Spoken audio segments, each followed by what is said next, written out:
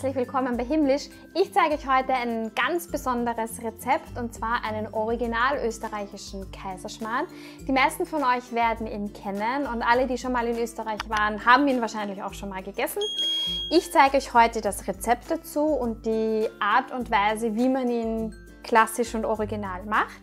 Ich habe das Rezept bekommen von einem gut befreundeten Koch aus einem sehr bekannten Restaurant, wo der Kaiserschmarrn wirklich ein totaler Klassiker ist und die Leute kommen in Scharen, um ihn dort zu essen. Ich habe mir jetzt die Zutaten vorbereitet. Ich habe hier 400 Milliliter Milch, 4 Eier, eine Prise Salz, 2 bis 3 Esslöffel Kristallzucker, ein Packerl Vanillezucker, einen großen Esslöffel Butterschmalz und 200 Gramm Mehl. Rosinen sind grundsätzlich klassisch mit dabei, ist aber eine Geschmackssache. Wenn ihr keine Rosinen wollt, lasst ihr die Rosinen einfach weg. Vielleicht noch ganz kurz zur Geschichte vom Kaiserschmarrn. Vielleicht kennen Sie ein paar. Es war so, die Kaiserin Sissi war ja eine sehr schlanke Dame und hat immer sehr auf ihre Linie geachtet. Und der Patissier vom Kaiserhof hat sich mal gedacht, ich mache der Sissi ein sehr feines und gut schmeckendes Dessert. Und eigentlich war es gedacht so als süßes Omelett. Und der Sissi hat das aber gar nicht gemundet, also sie hat eher die Nase gerümpft und nein. Und der Kaiser Franz ist aber dann hergekommen und hat gesagt, geh, lass mich mal kosten diesen Schmarrn, gib her den Schmarrn. Und so ist dieser Kaiserschmarrn entstanden, der Name dazu. Ja, und seitdem ist es einfach ein Klassiker bei uns in Österreich. So, lange Rede, kurzer Sinn. Ich zeige euch jetzt, wie wir den klassischen Kaiserschmarrn zubereiten. Ich starte, indem ich mir als allererstes mal meine Eier trenne.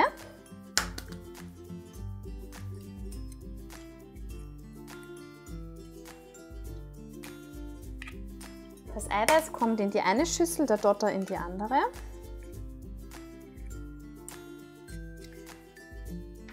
Zu meinem Dotter kommt jetzt der Vanillezucker. Dann von meinen 3 Esslöffeln gebe ich mir jetzt so 1,5 zum Dotter dazu. Und das werde ich mir jetzt einfach einmal glatt rühren und jetzt die Milch dazugeben.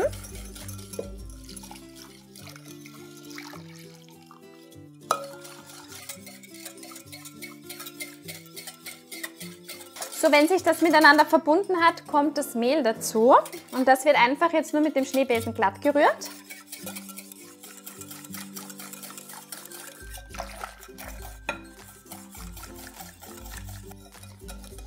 Gut, und wenn das dann glatt gerührt ist und klümpchenfrei ist, stelle ich mir das auf die Seite, sodass das Mehl jetzt etwas quellen kann. Und während das auf der Seite ein bisschen ruhen kann, werde ich mir den Schnee steif schlagen. Dazu kommt bei mir zum Eiklar jetzt noch die Prise Salz dazu und ein bisschen was vom Zucker. Und den tun wir jetzt steif schlagen.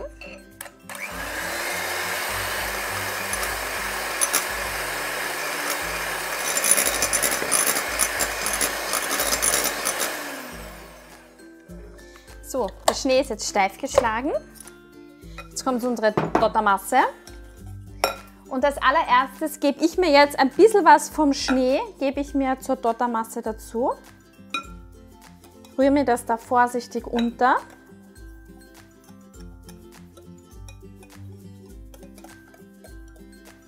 So wird die Masse jetzt einfach schon ein bisschen cremiger und kommt dann zum Schnee dazu. Und so lässt es sich dann einfach ein bisschen schöner unterheben. Und jetzt hebe ich mir den Schnee mit der Dottermasse richtig vorsichtig unter. Achtet darauf, dass das vorsichtig macht, dass ihr die Luft, die wir jetzt in den Schnee geschlagen haben, jetzt nicht ohne Gefühl einfach wieder rausschlagen.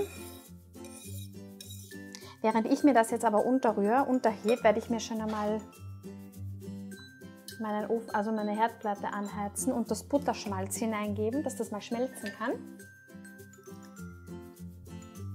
Also mein Butterschmalz ist gleich geschmolzen. Achtet bitte darauf, dass ihr zum einen eine ofenfeste Pfanne nehmt, weil sie kommt ja dann noch in den Backofen. Weiters achtet darauf, dass ihr die Hitze, also dass ihr eine mittlere Temperatur wählt. Bei mir ist es jetzt die Stufe 5. Ich habe mein höchstes ist 9, bei mir ist es die Stufe 5, also 5 bis 6 ist okay. Einfach aus dem Grund, weil sonst zu viel Hitze von unten kommt und euch der Kaiserschmarrn gleich einmal recht dunkel werden würde. Und dann habt ihr einen schwarzen Kaiserschmarrn, das ist nicht gut. Und ich verwende Butterschmalz. Viele verwenden auch Butter, könnt ihr natürlich auch machen. Nur bei der Butter ist halt immer die Gefahr, sobald sie zu warm wird, dass sie halt sehr, sehr schnell braun wird. Und auch dann ist der Kaiserschmarrn dunkel. Butterschmalz hat hingegen aber die Eigenschaft, dass ihr sie viel höher erhitzen könnt und ihr habt trotzdem diesen leckeren, butterigen Geschmack. Deswegen Butterschmalz verwende ich. So, mein Schmalz ist heiß und jetzt kommt der Kaiserschmarrn da hinein, in einem schönen Schwung.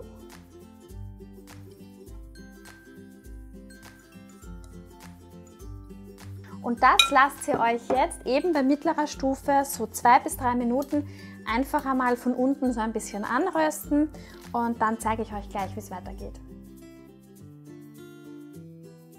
So, also nach 3 Minuten und ein bisschen Hitze kommen jetzt bei mir die Rosinen dazu und die werde ich mir einfach nur oben da so drauf streuen. Und jetzt darf der Kaiserschmarrn in den Backofen. Ich habe ihn mir vorgeheizt, Heißluft 180 Grad und so kommt jetzt die Pfanne für ca. 10 Minuten in den Backofen und dann zeige ich euch gleich, wie es weitergeht. Ich habe den Kaiserschmarrn jetzt gerade aus dem Ofen rausgeholt, 10 Minuten und er ist, ich hoffe man sieht das, also er ist so, man spürt das so leicht schwabbelig, also genau richtig. Ich werde mir den jetzt mit einem Messer vorsichtig in 4 Hälften teilen.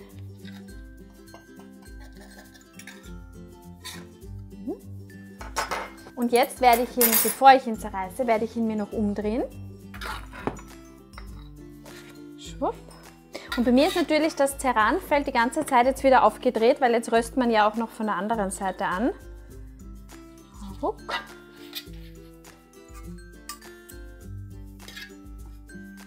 So, da lang. Und wenn er dann ein bisschen geröstet hat, können wir mal drunter schauen, ob er schon schön golden ist. Ist er. Und dann 2 Gabeln. Wenn ihr euch eure Pfanne jetzt nicht zerkratzen wollt oder Angst habt davor, dann nehmt euch einfach 2 so Holzspachteln, Spaten, Holzkochlöffel und dann einfach zerstechen.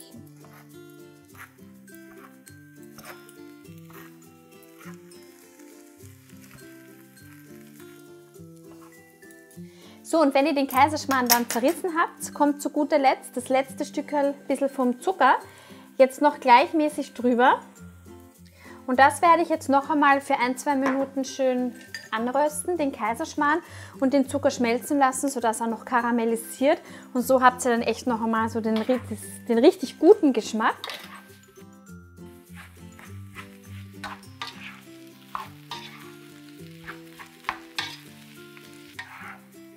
Der Zucker ist geschmolzen bei mir und jetzt ist der Kaiserschmarrn fertig, genau so wie er sein soll. Ich habe mir jetzt schon eine Pfanne vorbereitet, wo ich ihn anrichten werde.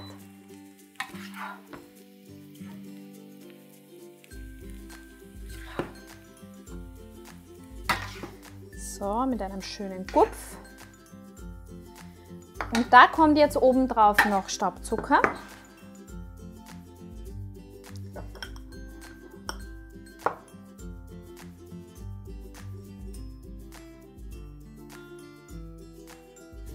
So, man kann zum Kaiserschmarrn wahnsinnig viele Sachen als Beilage essen, jetzt zum Beispiel Apfelmus oder ein Marillenröster. Bei uns in Wien ist es aber ganz klassisch, dass wir einen Zwetschgenröster dazu essen. Den habe ich jetzt auch schon so angerichtet. Zum Zwetschgenröster habe ich euch schon mal ein Video abgedreht, das verlinke ich euch. Und ich sage es euch, wie es ist, ich werde jetzt diesen Kaiserschmarrn ganz alleine zusammen essen.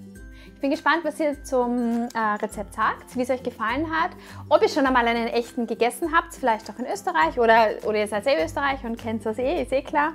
Und dann sehen wir uns beim nächsten Mal. Bis bald. Tschüss!